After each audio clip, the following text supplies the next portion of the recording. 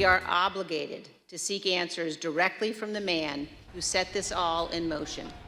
An aggressive move from the House Select Committee investigating the January 6th insurrection. The 9-member committee voting unanimously to subpoena Donald Trump, making the case the former president is a threat to democracy. The central cause of January 6th was one man, Donald Trump, whom many others followed. None of this would have happened without him. The committee also showed new video of House Speaker Nancy Pelosi and Senate Leader Chuck Schumer watching in disbelief as rioters breached the Capitol.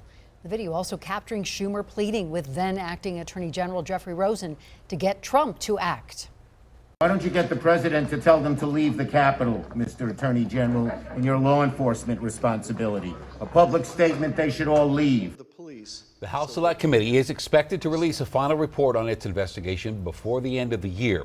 And in a social media post, the former president called the committee a bust that only further divided the country and questioned why they didn't ask him to testify months ago. So that leads us to the question here.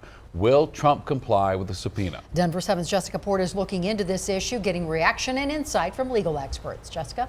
To subpoena a president or even a former president is a rare but not unprecedented move. The subpoena would force Trump to testify in front of the committee and provide relevant documents about his involvement in the January 6th attack on the Capitol. But Trump has a long history of avoiding and even fighting subpoenas. When asked today if former President Trump will comply, the committee's chair, Benny Thompson, didn't seem confident. Are you prepared to go to court to fight this? Well, let's see what happens, you know. I mean, you don't actually expect he'll actually come and testify, do you?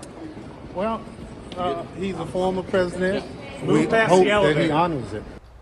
I dug deeper today on some of the different ways this subpoena could play out. Ian Farrell, a legal professor with the University of Denver Stern College of Law, told me if Trump ignores the subpoena, he could face up to a year in prison for each count, which is the situation his former advisor, Steve Bannon, was found guilty of recently.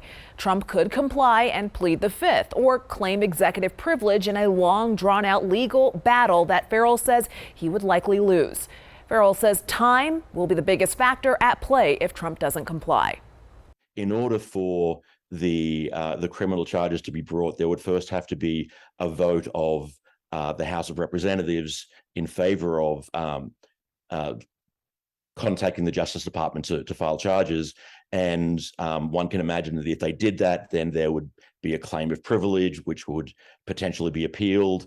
And that might run out the clock in terms of if the Republicans gain control of the House and Senate, then all this may be dissolved and go away. Farrell said in the past it would have been a political disaster for a president to plead the fifth, but believes doing so today will have no ill effect on Trump.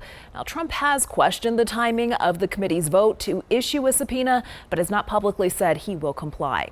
Live in the studio, Jessica Porter, Denver 7. All right, Jess, thanks. And Colorado Congressman Jason Crow sharing his thoughts on the hearing today.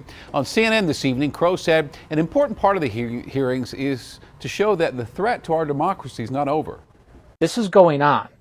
Donald Trump is still doing this. He's telling the big lie. He is inciting extremism.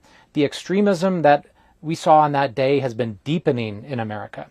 It's dangerous. And the question before the congressman also shared the importance of next month's election, pointing that election deniers are on ballots across the country.